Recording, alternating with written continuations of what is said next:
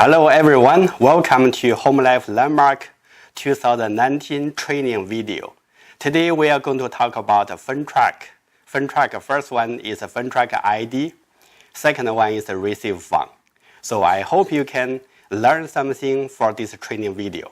So this video will put on our office website and you can check it on YouTube.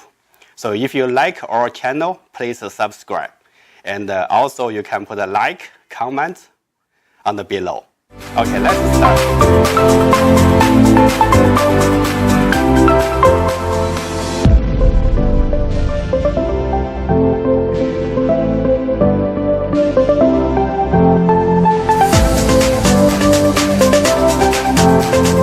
Hello everyone, I hope you have a very wonderful holiday, and today we come back to do the training for Fintrac training.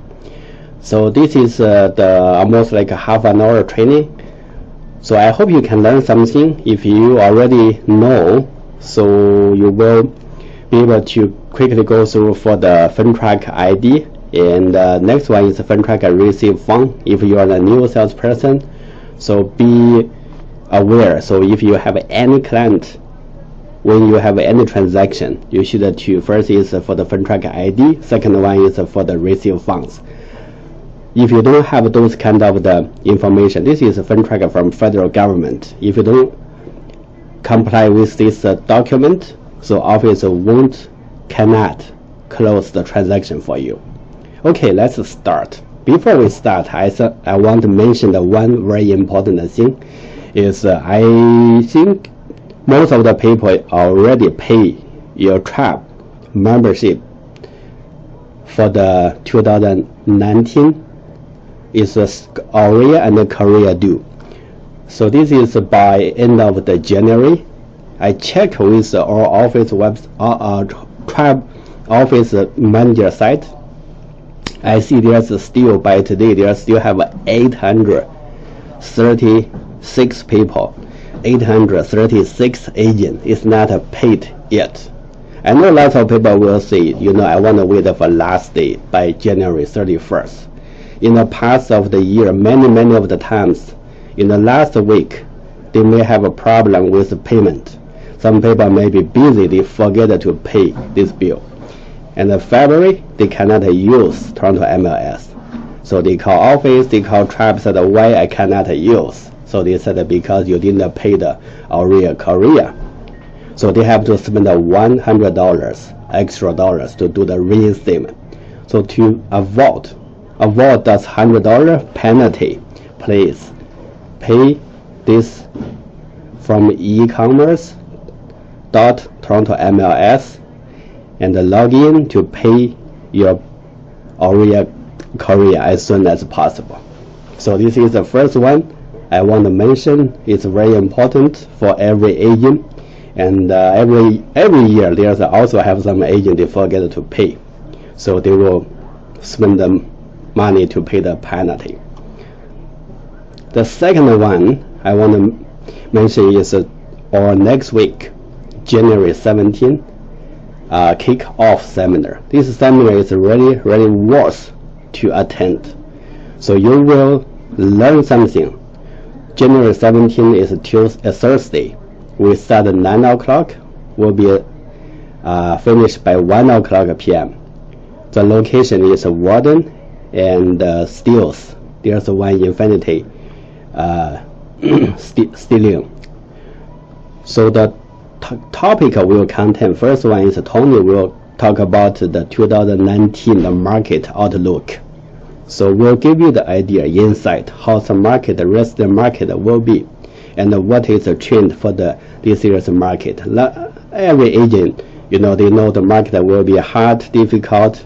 So Tony will give you some ideas, will give you the outlook for 2019 market. Second one, we invite the paralegal.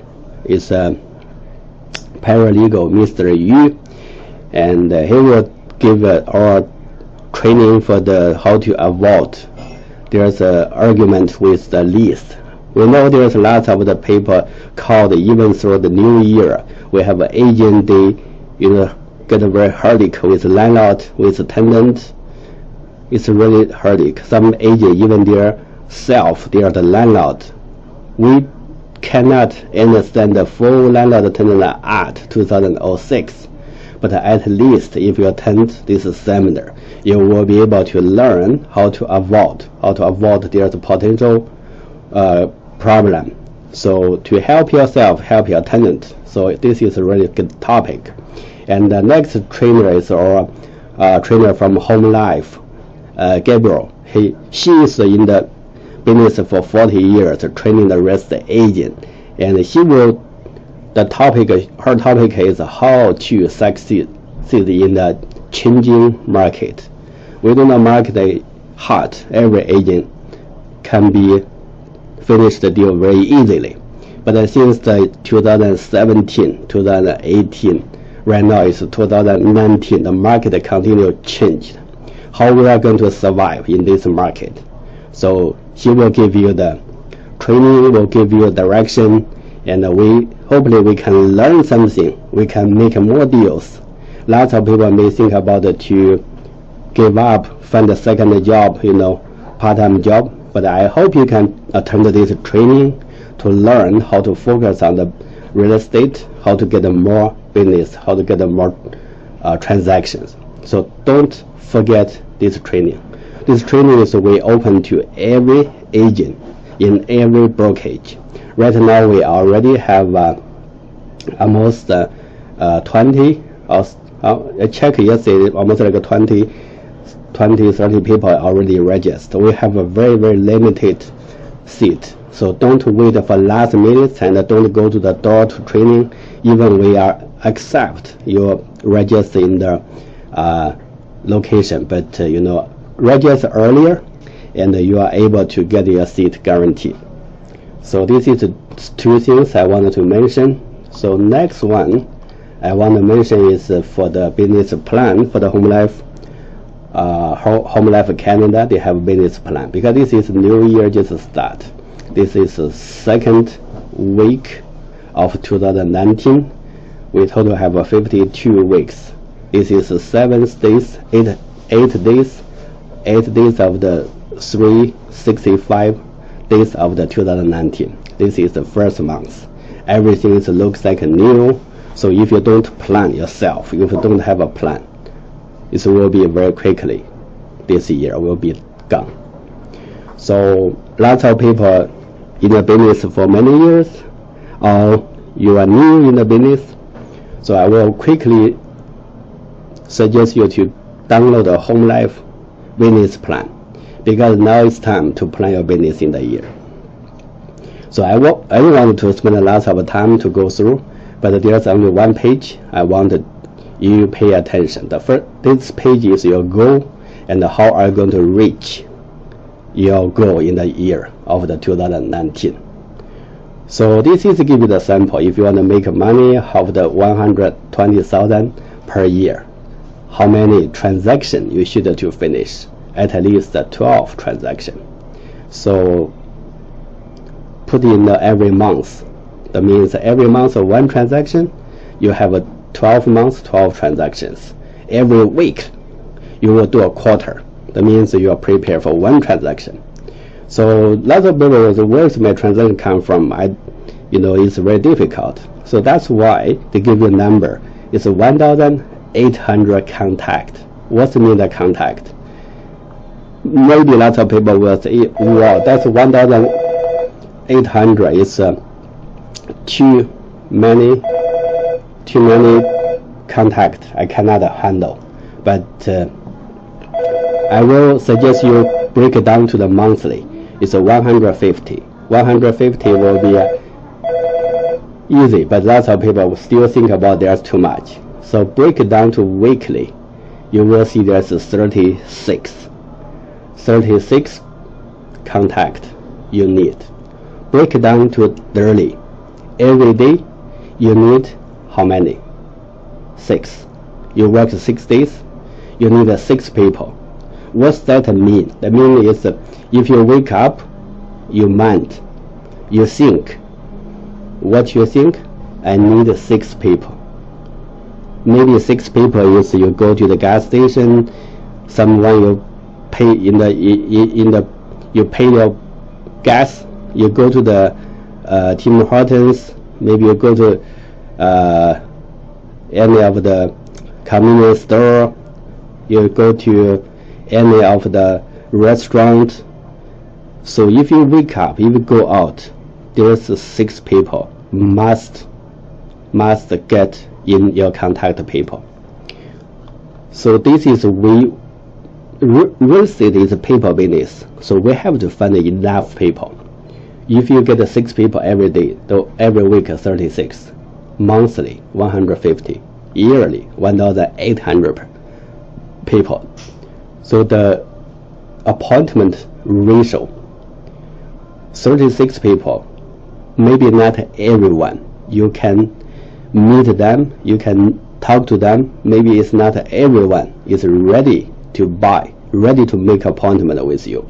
Maybe the 3 people will make appointment. They show the interest. They want to buy, they want to sell, they want to rent, they want to sell their business.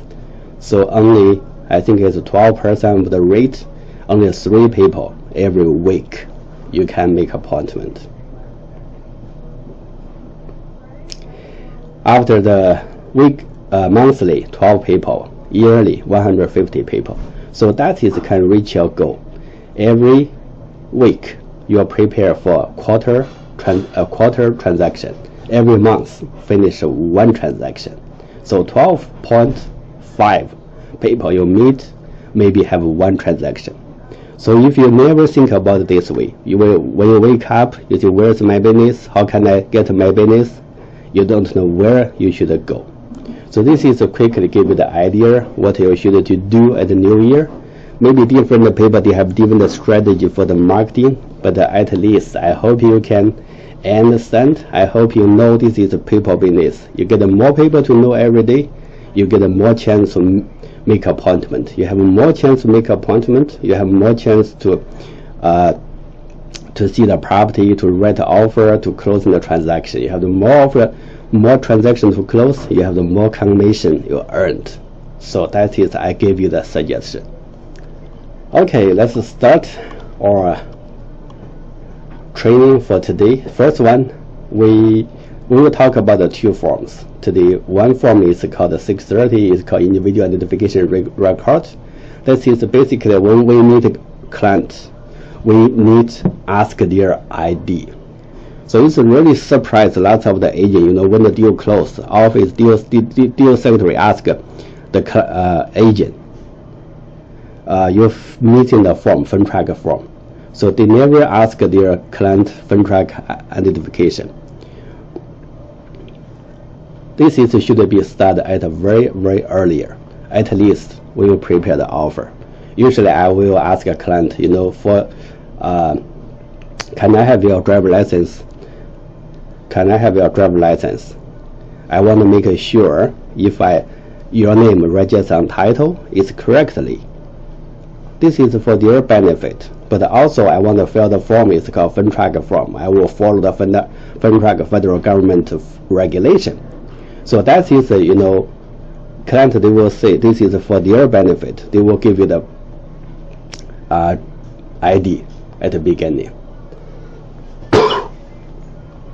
Okay, let's quickly go through the form. And this is for the office, it's called the instruction form. If you go to office, you'll see the wall, we have this instruction. If you go to office website, you can also see this form. And how are you going to fill the form? It's very simple. Transaction property address, write down which transaction are you going to do. And the salesperson name is your name, data of the when you verify it, whatever which day you see, you see the driver's license or any of the client photo ID, you just write down the date. The A is the full legal name. Write down the full legal name from there's a photo ID. Second one is address. So the photo ID will show their address. Write down date of the birth, show the date of birth. The number 4 is a lot of the people, they always made a mistake. Because a lot of people, they always not even ask, because they ask a client, can you take a picture of your driver's license? The client take a photo, take a picture, message, send a WeChat, send it to you, and then you fill all the information here. But you never ask them what is your job, what is your occupation. Even some agent, they said, oh, I know my client is office clerk. I know my client is manager. I know my client is a nurse, teacher. But they forget to ask which company, the name of the workplace. So usually you can ask them, maybe they are salesperson at McDonald's. This is like a very common sample. Just write down what's the title, job title. After that, at what company name, where they worked. So you should be careful here. The next one is A1. A1 is the ID. It's a type of the identification document. Usually we use driver's license. We just write down driver's license. But remember, you cannot use it's called health card. Lots of people will say, oh, can I use a health card? The health card is not the photo ID. You cannot use health card. Driver's license is great, it's fun. And write down the document ID number, write down it's a gestation is Ontario, country, Canada, date of the expire date. You can copy from the driver's license. A2. We have lots of the agent, they confuse. Oh, can I ask my client to get a credit check for Equifax, TransUnion? No. Answer is no. You see here we have explain. Complete this part A2 only if you're not able to get A1.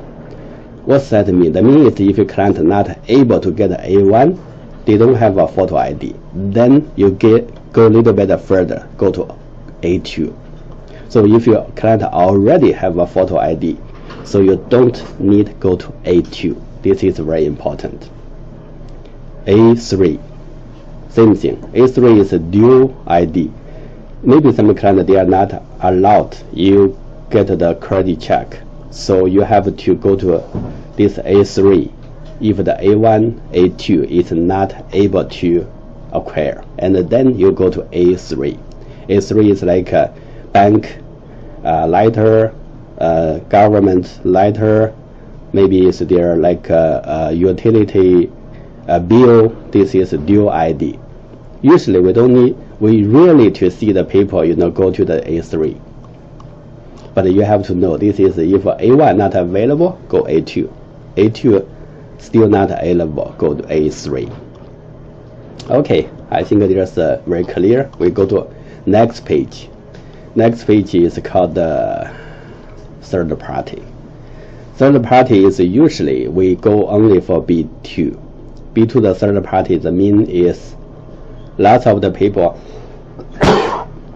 lots of the chances, oh, my client is a student. I write down student at U of T, student at the York University. If they are students, you have to write down B2, third party record. Write down who provide money for them. Maybe their parents, their father or mother. Write down their name, address, date of birth, what's their job, and what's the relation. So student is one of the you need provide the third party.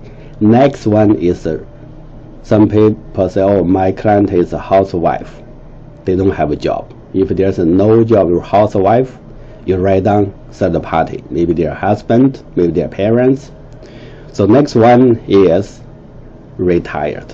Some people said my client is retired. They don't have a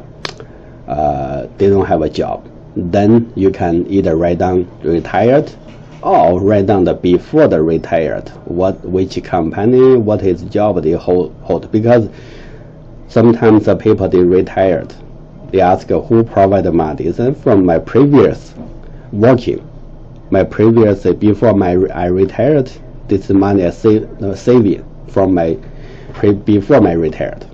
So that is another case. Okay, let's go to page number 3, client risk. So that is asking a client, either a client a citizen and a PR card, they are present, physically present, means that they are living here, this property.